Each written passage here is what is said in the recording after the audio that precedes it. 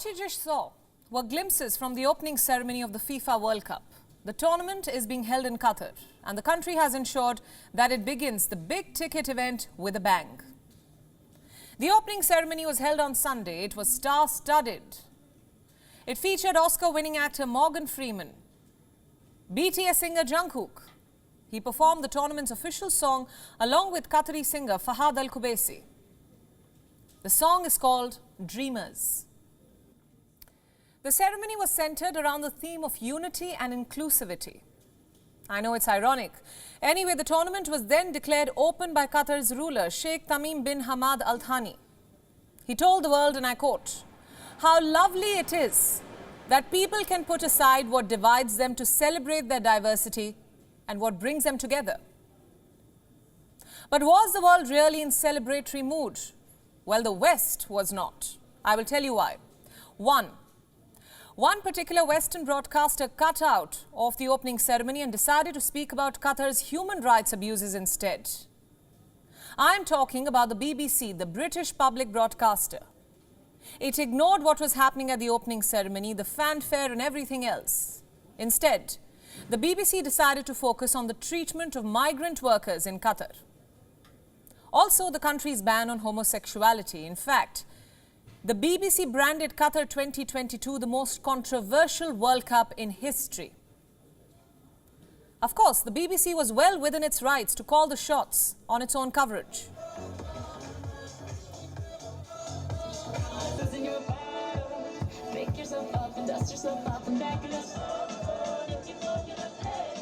It's the basic tenets of free press, after all.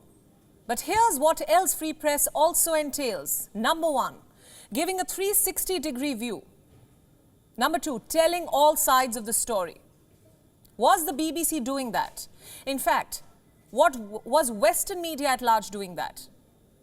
Forget telling Qatar's side of the story. The BBC decided to shun the event altogether.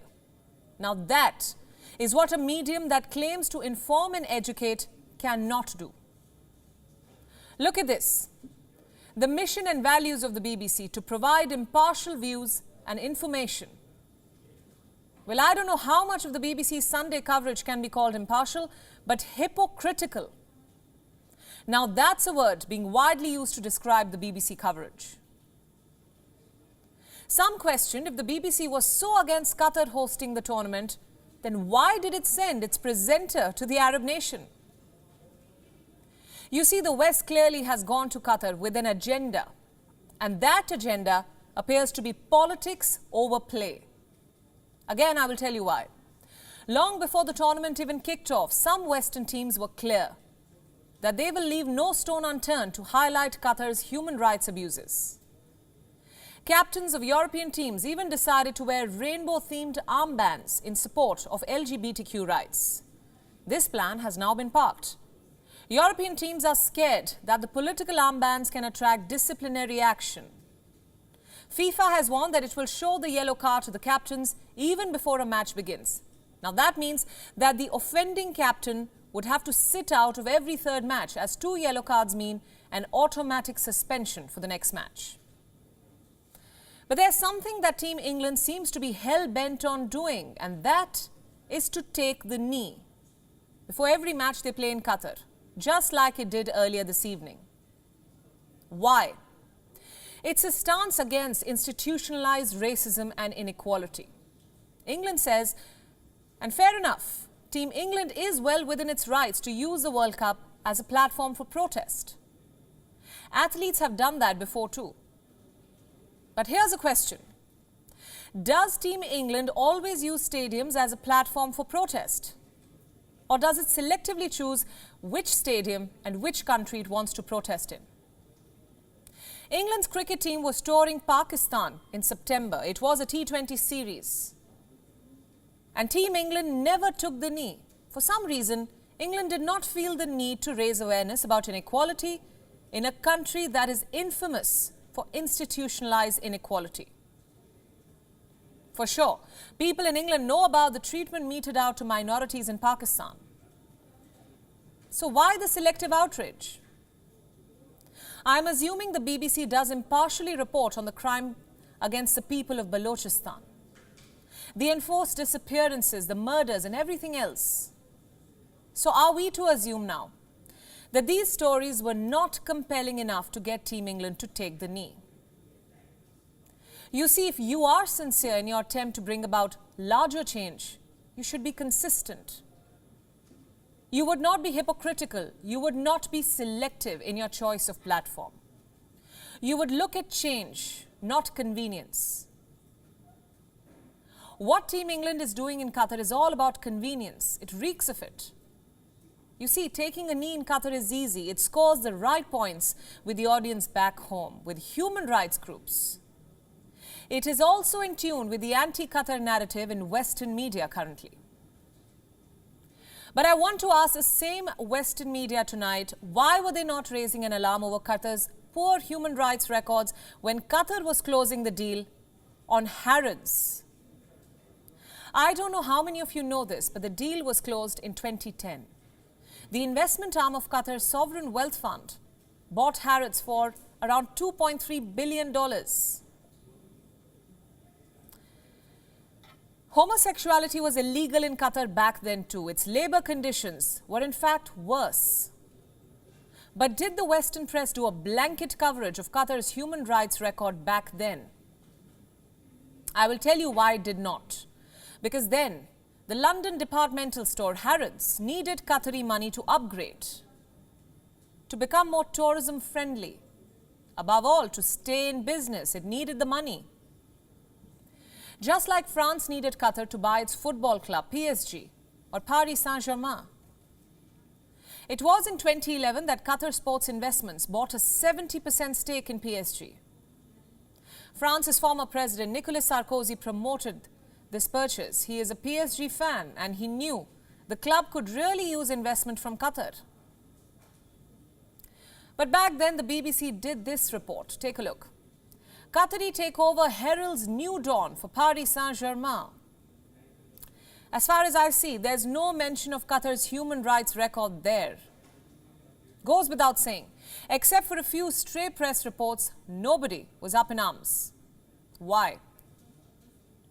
Today, the West is making plenty of noise about the World Cup being held in Qatar, but it continues to import oil from a country that's waging a war in Ukraine. I'm talking about Russia.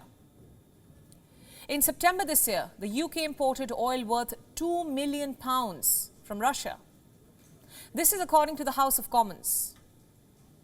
So I come back to my original question. Does the issue of human rights not prick the UK while pumping oil from these oil containers? Why does the media not raise an alarm when oil containers from Russia arrive in the United Kingdom? The Western leaders and the Western media must realize that the moral compass cannot be used selectively.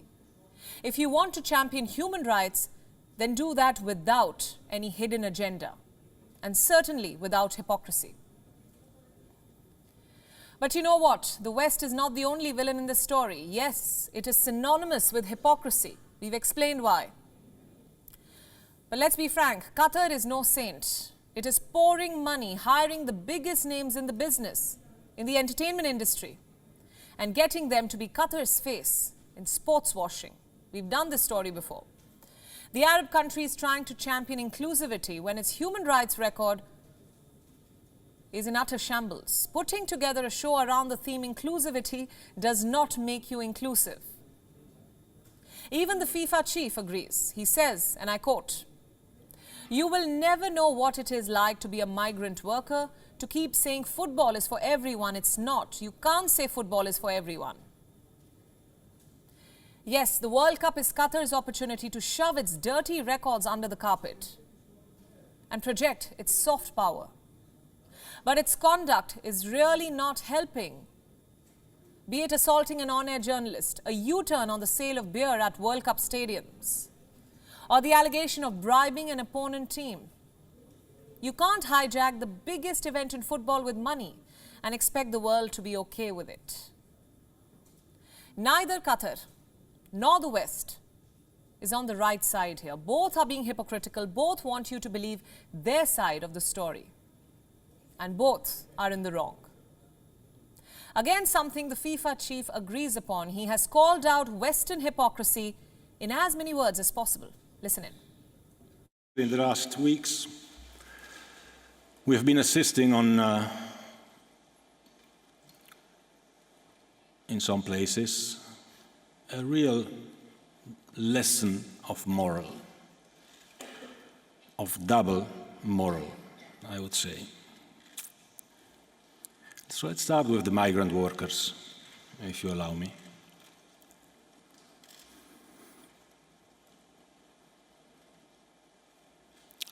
We are told many, many lessons from some Europeans, from the Western world. I'm European. Actually, I am European. Not just I feel European. I think for what we Europeans have been doing in the last 3,000 years around the world, we should be apologizing for the next 3,000 years before starting to give moral lessons to people. So what should you, the viewer, do? Whom should you believe? Should you buy into the politics or focus on the game? Well, as always, we leave it to you. WION World is now available in your country. Download the app now and get all the news updates on the move.